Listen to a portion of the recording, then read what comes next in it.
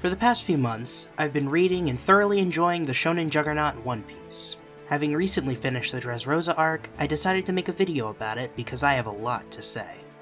Oh, before I forget, the footage in the background is my attempt at playing the Switch version of Pirate Warriors 3 because I honestly don't know what else to put in the background, and Pirate Warriors is a fun game. So, without further ado, let's get into a first-time reader's thoughts on Dressrosa. Before we get into the specifics, I want to give my overall thoughts on the Dressrosa arc. Those thoughts being that it's great. While it does have some pacing issues, especially towards the beginning, and not every character is super memorable, there's a lot of great stuff in Dressrosa, and it's definitely worth a read if you like One Piece. I'm not sure what One Piece fan hasn't experienced Dressrosa yet, but anyway, I guess if you're catching up to One Piece and were a brave soul who hit this video hoping there was no spoilers, then that was for you.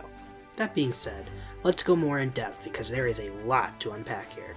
At 102 chapters, there is way too much in this arc for me to summarize while also giving my thoughts. So what I've decided to do instead is to list off the stuff I liked, the stuff I didn't like as much, and the stuff I loved about this arc in that order. By the way, in case it wasn't obvious enough by now, I'm gonna get into some major Dressrosa plot spoilers. So, if you plan on reading or watching One Piece, or are currently reading or watching One Piece and haven't finished Dressrosa yet, you should leave now. There's a lot of great stuff here, and I would really hate for you to get spoiled. Now with that said, let's dive right in and talk about what I liked about the longest arc in One Piece yet. As the location where a vast majority of this story arc takes place, Dressrosa is a fascinating setting. It's an island inspired mostly by the real-world country of Spain, with hints of Roman influences for the Colosseum. Oda makes great use of this setting, as can be seen from the fighting fish that are very reminiscent of bulls, referencing the popular Spanish pastime of bullfighting, to how the Don Quixote family as the major antagonists of this arc, being an obvious reference to Don Quixote de la Mancha, one of the most famous and recognizable Spanish novels. Dressrosa is a land filled with interesting landscapes and architecture, a place with passionate flamenco dancers who stab unfaithful men, dwarves that steal the belongings of unsuspecting citizens, and sentient toys who live alongside the humans. Dressrosa is a creative setting and one of my favorite locations Oda has introduced so far. I'll be straight up. Fujitora is my favorite character affiliated with the Marines since Aokiji, or I guess Kuzan now. His introduction might not have been as amazing as Aokiji's, but he's still an interesting character, and I'm excited to see where he goes next. His moment of not revealing his identity after Luffy helped him was actually a pretty brilliant way to introduce him in retrospect. It reflects on how his own justice is not necessarily tied to how the world government and a lot of the other Marines view it, but in a very subtle way that I only really understood once I witnessed his later actions. He's also incredibly powerful. That moment he sent down the meteor against Doflamingo and Law, creating that huge crater, stands out in my mind as a particularly awesome moment. Not even to mention how he covered the sky with debris in an effort to prevent the pirates from escaping at the end of the arc. That was wild. While the crew splitting up into teams, both deliberately and accidentally, is nothing new for the Straw Hats during the events of a particular story arc, the way it was handled here really helped me as a reader follow the plan Law had come up with, at least until the major chaos started to ensue. However, what I really enjoyed was when the Straw Hats split up once things started to get crazy and Big Mom's pirates showed up, with Sanji, Nami, Chopper, Brook, Momonosuke, and Caesar Clown going ahead to Zou, while Luffy, Zoro, Usopp, Robin, Frankie, Law, and Kinemon stayed in Dressrosa to deal with Doflamingo and find Kinemon's friend. Splitting up the crew like this helps to limit just how many Straw Hats we have to follow in the arc going forward, while also creating a sense of mystery about what Sanji's team was doing on the way to Zou and on Zou, while the rest of the events of Dressrosa are going on. Having the crew separated across arcs is something One Piece really doesn't do often. The only time I can think of are when Zoro and Usopp went after Nami during the Baratie arc, while Luffy stayed to recruit Sanji, and of course when the entire crew is separated at Sabaody, which they remain until after the time skip. This creates an interesting dynamic, and is something I hope to see more of in the future, which, judging from what little I've seen of promotional material for Whole Cake Island, seems to be the case, so cool. I don't have too much to say here. I just thought the Tontadas were an adorable and fun addition for comedic relief, while also still being important for the main plot. Also, their princess has healing powers, and as someone who likes to play healer roles in classes and video games, I'll always love characters with healing powers. Oh, I do have one minor complaint with the Tontadas, and this might only be a problem with the way Viz translated their dialogue, I'm not sure, but there were a couple times I had some trouble understanding what they were saying. Most of the time it was fine, but occasionally I had to read their dialogue over a few times to understand what exactly they were saying. But other than that, I really enjoyed their inclusion. I don't love how a lot of the characters that form the Straw Hat Grand Fleet were introduced, more on that later, but by the end of the arc, I really started to enjoy these characters. The two that stick out in my mind are Cavendish and Bartolomeo. Both characters are great showcases of Oda's quirky sense of humor. The moment Bartolomeo sees Luffy and goes into full Straw Hat fanboy mode was such a whiplash in tone for his character, but in a good way, and his fanboying never got old to me, which is impressive in hindsight. As for the Grand Fleet as a whole, I'm interested to see where this goes. I'm gonna assume Oda's planning another war arc closer to or at the end of the series, and this is the start of Luffy gaining allies for that, which is exciting. As the underlings for Doflamingo, the Don Quixote family was a fun set of characters that I found, for the most part, very enjoyable. I didn't like Machweiss because his Tun Tun fruit is just Miss Valentine's Kilo Kilo fruit, and he did nothing to really stand out besides that. Also, I wasn't a big fan of Treble. His powers gross me out. On the other hand, I was a big fan of Baby 5, Sugar, and especially Senior Pink. The diverse set of powers these characters have kept the fights that the Straw Hats and the Grand Fleet had at the climax of the arc interesting, which I appreciate. One Piece, as fantastic a series as it is, isn't perfect. When you break the arcs down, they each have their problems. That being said, let's get into what I disliked. Not all 4 of these issues are equally problematic for me. I would say the first 2 are bigger problems in my opinion than the second 2, but they were all things I thought were worth bringing up. Anyway, let's get into it. When Doflamingo first revealed he had the Flame fruit, and that he wanted to use it to trap Luffy in the Colosseum, I was very excited. That's a great setup, and it meant we were going to have a mini tournament arc in One Piece, which is exciting because I love tournament arcs conceptually. The execution, however, didn't quite deliver on that hype for me. I imagine reading the early chapters of Dressrosa week to week got pretty hard for some people when the tournament started. The early stages of the tournament felt super slow, with a lot of action with characters I honestly didn't care about at that point. For example, as much as I enjoyed Bartolomeo later on, when he was first introduced I knew nothing about him, so I really didn't care about his fights. That's not to say everything about the Colosseum section was bad. There was actually a number of great moments during the Colosseum, like the foreshadowing to Kiris with the statue and, of course, the reintroduction of Sabo. But most of what I liked about the Colosseum either was something I appreciate more in retrospect but didn't care about when reading, or didn't really actually pertain to the tournament itself. One moment of the tournament itself that was super hype though was the final round, when Sabo took Lucy's place, and got the Flame fruit. That was really cool, and a good way to end that part of the story. This is one of my few major complaints I have with One Piece as a series overall, that feels like it gets worse as the series progresses. For Dressrosa in particular, the big offender that comes to mind immediately is Rebecca. As much as I love Rebecca as a character, she looks like this for most of the arc, and I have many issues with putting a female character in an outfit like this at all. But especially one that's fighting as a gladiator in a coliseum. Just, ugh. She's not the only offender, unfortunately. Nami's design for Dressrosa is also pretty bizarre. I actually like Nami's base post-time skip design. I feel like it was revealing enough to stay in line with her character and offer fan service without feeling ridiculous. But for Dressrosa, her design is just revealing for the sake of being revealing and pretty off-putting for me. Part of me was actually kinda glad when she was with the group that left for Zoe early, which is a real shame because she's one of my favorite Straw Hats. Luckily, not all the female characters got this treatment. Robin's Dressrosa design is super cute, and I think it might be my new favorite design for her.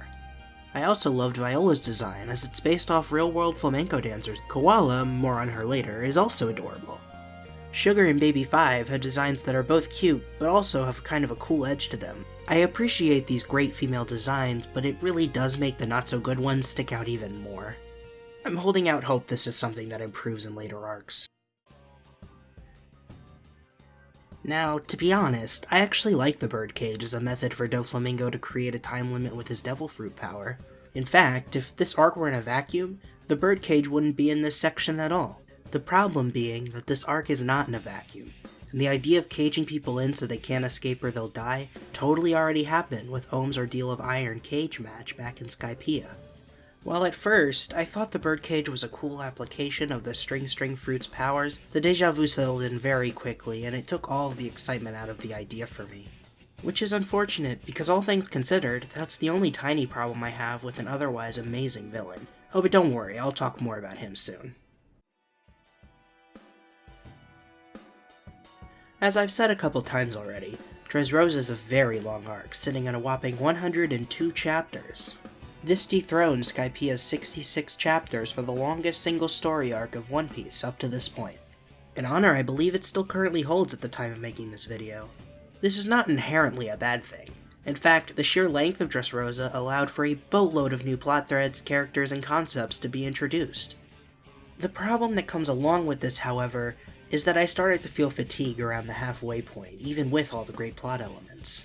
Along with that fatigue, the large amount of characters and plot elements made certain parts of the arc kind of confusing for me when reading it for the first time.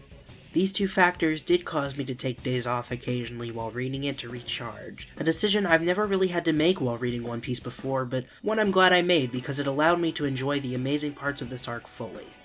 I mentioned this with the Colosseum, but the pacing issues of this arc are not exclusive to it. There are other sections, like the chapters preparing for the major climax of the arc, as well as certain parts of the climax that feel a tad dragged out. And I have a feeling that reading those parts week to week might have been difficult for some people. This is far from the first One Piece arc that I felt has had pacing issues. As mentioned previously, Skypiea was the longest arc before now, and I felt it occasionally suffered from similar pacing issues. However, this was the first arc that I had to take breaks from while reading because of the pacing, and I felt like that was worth mentioning. Anyway, let's get way more positive and talk about what I loved about Dressrosa, because Lord knows there is a lot to love about this story arc. Oda had a pretty large hurdle when it came to the royal family of Dressrosa. As a main driving force of an arc as large as Dressrosa, it was going to take a lot to get me as invested into their story as that of the Straw Hats and Law.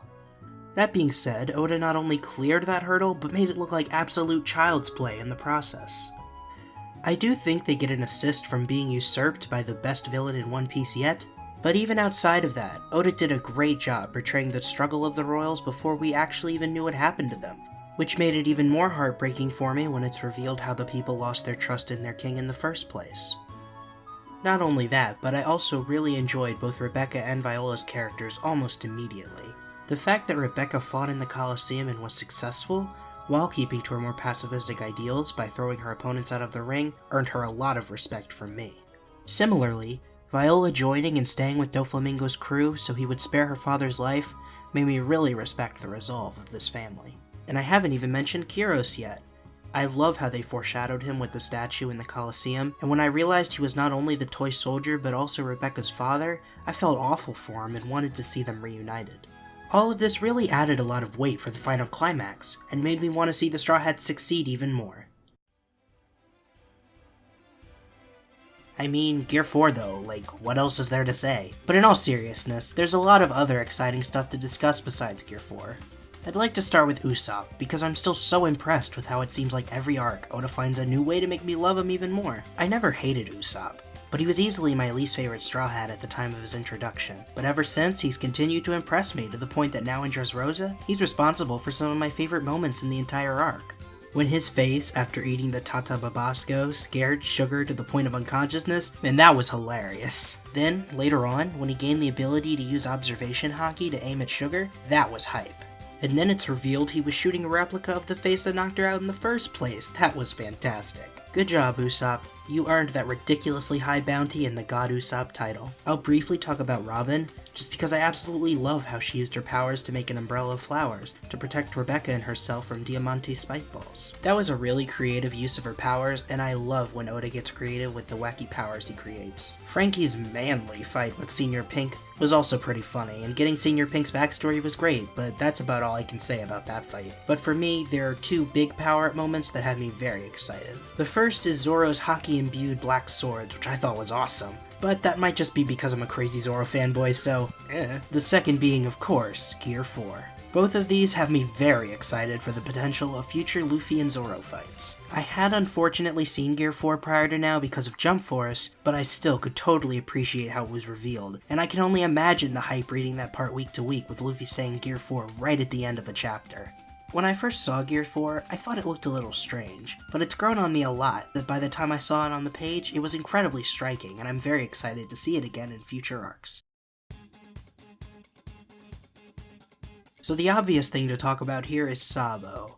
But before we get to him, I want to talk about Koala first, because I definitely didn't expect her to come into the main story this soon. From the moment she was introduced in the big flashback during Fishman Island, I knew she was going to play a role in the story at some point. That being said, I did not expect her to be with the Revolutionary Army, but honestly that makes perfect sense after what she went through with the Sun Pirates as a child. Also, she's just adorable, and I love seeing her exchanges with Sabo and her reunion with Robin. It was all super heartwarming stuff. Now, as for Sabo, I knew he was going to come back at some point, again because of Jump Force, but even without that, I feel it was pretty obvious that Oda wouldn't just introduce a character that dies off-screen in a flashback and not have them come back later.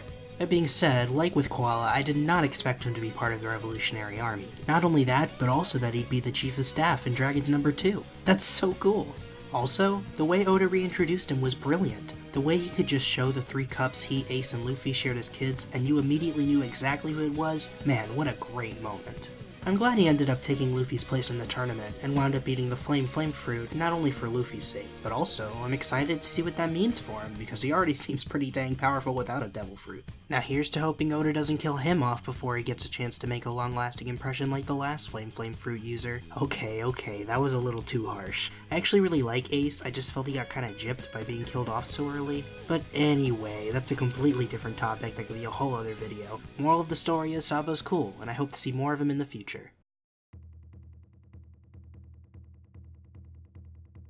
Now where do I even begin with Doflamingo? I guess I'll start by saying he's my favorite villain in One Piece yet. He honestly might be my favorite villain in anything. To fully explain why would probably take an entire video of its own. This is a video about Dressrosa, not Doflamingo specifically, so I'll try to abbreviate my thoughts. First thing is that Oda took the only thing that worked about Hody Jones back at Fishman Island, and that's giving more of a backstory that shows the villain's development and motivation. Oda took this idea and gave it to a villain that can actually pose a threat this time. Doflamingo's backstory is great, and organically fits within the world of One Piece as we've known it up to this point, and that makes it very satisfying to read. Not to mention, Doflamingo's been a part of the story in the background since Jaya, and every appearance he's made an impression as someone to keep an eye on, because he seems to be pulling strings, sometimes literally. To further his own ambition, so seeing how he came to be that way was great. Also, how did Oda make the power to manipulate strings so cool? Like, on paper, the string fruit seems like the lamest power ever, and yet Doflamingo does all types of crazy neat stuff with it. The ability to control people like a puppeteer was incredibly creative, and the way he uses it to destroy the King of Dressrosa's reputation was particularly evil. Even when he was defeated, he still doesn't lose his cocky demeanor because he knows his defeat will have major consequences. I'm interested in what exactly it is he still knows that we and most of the other characters don't. Like with Doflamingo, to fully explain why I love Law so much could take a whole video, so I'll try and shorten my thoughts here. He had already made a strong first impression back at Sabaody, the first time, but between Punk Hazard and especially Dressrosa, my opinion of him has skyrocketed. To the point that I would say Law has now become my favorite non-Straw Hat character in the story, an honor previously held by Vivi. Like a lot of characters in One Piece, Law has a pretty heartbreaking backstory, but what I think makes it stand out in my mind is how his backstory, at least at first, seems like it would be the backstory of a villain. That actually shows when he first joins the Don Quixote pirates. He flat out says he wants to spend his remaining 3 years destroying as many things as possible. It was Corazone's influence who turned Law around, only for Corazon to then die while trying to save Law. Law's backstory is just tragic, and rivals Robin's backstory for me as one of my favorites. In addition to his great backstory, Law is also just a really cool character, with one of my favorite devil fruits in the series. If I were to have any devil fruit in the series up to this point, I'd probably pick the Op fruit because it's just so versatile. These powers also keep you on your toes for any fight Law's involved in, because you never quite know what kind of tactics Law has up his sleeve with the crazy potential of his powers. Law gets an A+++ from me, and I can't wait to see what he does in future arcs. To conclude with my overall thoughts, as you might be able to tell, I really like this arc. It definitely has its problems, it can feel a tad bloated at points, but at the end of the day, there's so much good stuff here to appreciate that I can't help but love it. I mean, I enjoyed this arc so much that I've taken a long break from binging One Piece to make this video about it, which probably says a lot by itself. While I really liked Fishman Island, Hody Jones notwithstanding, and enjoyed Punk Hazard a good bit, Dressrosa to me feels like a showcase of what One Piece post-time skip can really be.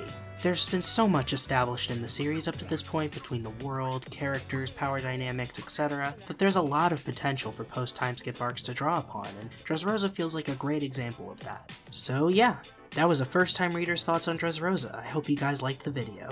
If you did, make sure to give it a like and let me know in the comments. If you want to be notified when I make more videos, make sure to subscribe, because hopefully Zoe and its 20 chapters won't take nearly as long to make a video on. If y'all want to hear me talk more about manga, I do read My Hero Academia weekly, so let me know in the comments if you'd like to hear my thoughts on that series. I would love to talk more about it because this current arc is giving me a lot of feelings. Also let me know in the comments if there are any specific One Piece topics you'd like to hear me talk about. I'm loving this series and I'm down to talk about it even more. But anyway, that's enough of my rambling. Thank you so much for watching this video and I'll see y'all next time.